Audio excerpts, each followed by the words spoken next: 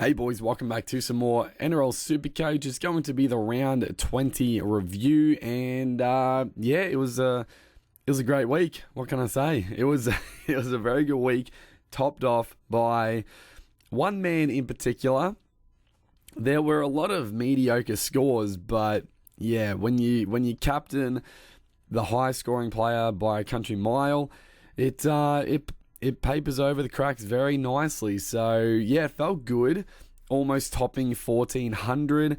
We moved up another 610 spots, and we now sit inside the top 1K, 874 overall. So, I feel like we've I don't know, we've had a bit of luck, we've had a bit of bad luck this year. I think when you're sitting inside the top 1K, you've definitely had more luck than bad luck. But yeah, things have worked out the last few weeks, which is nice. We've hit a bit of a purple patch, and yeah, I mean, a lot of the other trades haven't necessarily been superb, but yeah, we're moving in the right direction. The team is still looking good. The trades, we've got 8 trades left, which is, it's getting down there, but we can definitely hold off. We can definitely hold off on the trades. There's definitely guys to trade out. There's quite a few injury players in the squad now, but there's no rush at the moment. We've got a good, strong team, so unless something crazy happens, there's no real rush to move on. Moving on to how we scored. So Connor Watson, we brought in 47 points. Not ideal. The Roosters were shocking as a whole. They did not score well. I mean, I should just brought in Brayley, dude. I should have brought in Brayley. Who would have thought Brayley was the answer? He just keeps turning up. I mean, he's looking good, but it's just the fact that, fuck me, the Sharks forwards just keep getting like these quick play the balls going. And Brayley, he is quick off the mark. He's doing some good stuff. He's finally started running the ball, and he's causing all sorts of dramas. So there is a part of me, I was like, after the weekend, I was like, fuck, maybe I just trade out like Kalamatangi or Dylan Lucas, get Watson down to second row, and bring in Blake Brayley. But no, I can't. I don't think it's worth it. I still don't think it's worth it, even though the Sharks are humming. They do have a good run coming up though as well, which is scary, but I'm just banking on Brayley not persisting with the attack. But I gotta be honest, he's looking good. I wish I could say that he's jagged some attacking stats, but no, he's just looking good. Like, he's looking very dangerous. He's hit a purple patch like we have. So yeah, there is a temptation, I'm not gonna lie, to bring him in. Like, I just don't know if it's worth it. Front row, Terrell May came out with a banger, 105. Lindsay Smith, who we had to play, 54 points, we'll take it. For all my complaining about Lindsay Smith when we brought him in, he's honestly been pretty rock solid. Like, he's got about 50 most weeks. He did have a couple of dud scores, but he jagged a try last week, got 80, and he scored better than like an Adam Blake the last few weeks. So yeah, you know what, Lindsay Smith, he's done a good job. Payne Haas is back this week, which is nice. Also, Sandon Smith is back this week, which I've got to be honest, really fucking gives me the shits. Like, I would have been happy not to have Watson if Sandon Smith was playing. Like, I would have been keen to play Sandon Smith, but I've got Connor Watson. Fuck, you know what? It is what it is. What are you going to do? What is Sandon Smith's break even? Okay, it's only 52, so you don't have to get rid of him. He's not going to leak cash or anything, but yeah, quite annoying. Second row, so Kalamatangi is gone for the season now. All reports. Yeah, I think he's pretty much gone for the season, so that makes him and now Dylan Lucas trade outs. Yeah, we'll obviously talk about that. Angus Crichton with a 69 we'll take. He scored that try. He looked a little bit more dangerous this game, but yeah, still not the Angus Crichton of old, but still happy to have him. Viliami Kickout, 48 points. I mean, it's a bit unlucky. It's a bit strange that I know he didn't get the try, but it's weird that he didn't get the line break with it. Like, he did get through the line. It was just that he was held up over the line. So, I don't know. A bit harsh not to get the line break, but, that 50 could have easily been 70, but, yeah, didn't score the try. Well, it could have been like 70 plus with the try and line break, but, yeah, just a fraction away from scoring. Kickout's been a bit, he's been a bit unders, but, Eli Katoa, 42. That's like any back row. People keep bringing up, like, back rowers, and they score, like, 40 to 50 with no tries and are very disappointed, which is fair, but that's literally the back row spot. It's without David Fafita, it's sort of gone are the days of the back rowers scoring like 60 plus in base. Like it happens occasionally, but even the best back rowers, if they're not getting any attacking stats, they're getting like 40 to 50 points. So, it's fine. Dill Lucas, Bradley is on the bench, which is, I got to be honest, a bit of a fucking... That's a bit annoying. I'm not going to lie. That's not what I really wanted to see, Bradley on the bench, but, it is what it is. Nico Hines, 77 points. Jerome Hughes, 76. Campbell got a 56, not too shabby. It was a good matchup for them, but obviously the Titans and the Tigers were both pretty shocking in that game. King Tongia with a 41. I don't know. At this point, I probably think I'm just going to hold Tongia. I think there's more important trades to make. Don't get me wrong. I think freeing up cash from Tongia would still be nice, but I think if I'm going to free up cash, I would rather free up cash in the center wing or in the hooker spot because they got more money to make, or more money to gain. Tongia is only 350k.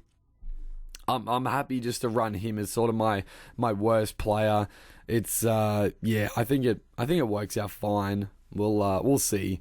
Obviously we could get screwed over with like an AE problem, but the flex still comes into it, so it's not going to be the end of the world. Our centre wing, Herbie Farnworth, 77, Lomax, 95, Nwanga Nitawaze, 34. So he's been struggling the last couple of weeks. They just don't give him the ball on that right hand wing, which is proving a little bit frustrating. Kiraz, 74. Ruben Garrick, 59, and Billy Smith, 8 points. So I obviously didn't play Billy Smith. I wasn't keen to play him this week. I was really hoping after that. Don't get me wrong. We've had it pretty good. We got the Billy Smith ton the other week, but I was hoping with that really good negative break even, he would make a really good bit of cash this week and we could downgrade him or trade him to another gun. Unfortunately, 8 points, knocked out, and only went up 25k, but it's fine. It is what it is. We'll decide what we're going to do with Billy Smith. Again, it's not a pressing trade. I've definitely got the numbers for this week, so we'll decide what we're going to do with Billy Smith. If we do nuff him out or if we look to bring in another centre wing, I'm not too sure, but we'll see. Karapani's back this week as well. It's a good matchup, so I'm definitely happy to play Karapani instead of bringing in like another gun centre winger.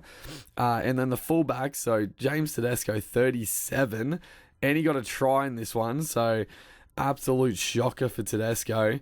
Drinkwater, 87, and our boy Dylan Edwards, 173.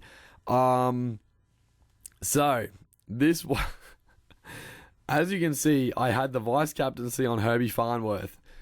Thank God. Originally, I was annoyed at Avarillo because he kept fucking dogging Farnworth of scores. Farnworth easily could have got plus 100 in this game, but Avarillo kept taking the points off of him. And if Farnworth did get, at least if he got one of those tries, scored a ton, I definitely would have taken the loop.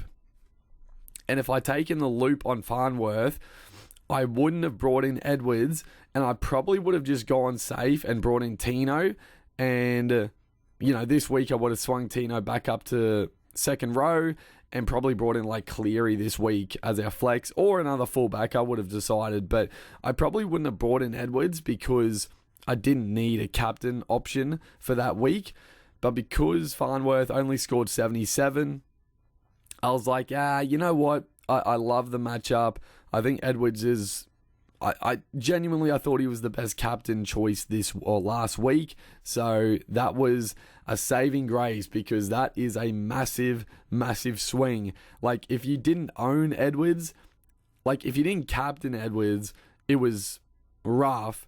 If you didn't own Edwards, boy oh boy, that's almost season gone stuff. So yeah, 173 is captain. That does wonders for the score, let me tell you. And I complained about the captain. I still think captain scoring double points is a bit ridiculous, but you know, we've had plenty of dud captains over the years. We'll take the good ones when they come, that's for sure. So looking forward, let's have a look at the team on paper. So again, we'll start Garrick. That's fine. No Herbie this week. So, you know, we miss out on one banger. Karapani, I'll definitely reserve Karapani.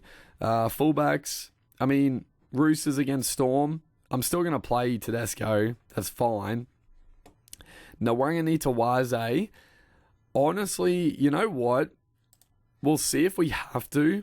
I'm happy enough to sit Nrl if we don't have to play him, but we'll see. Campbell will obviously play. Hughes and Hines will play. Eli Katoa comes in. No Kalamatangi. Payne Haas is back. That's good. Okay, we probably do. So we got Drinkwater, Hughes, Lindsay Smith. Yeah, so, I mean, we will...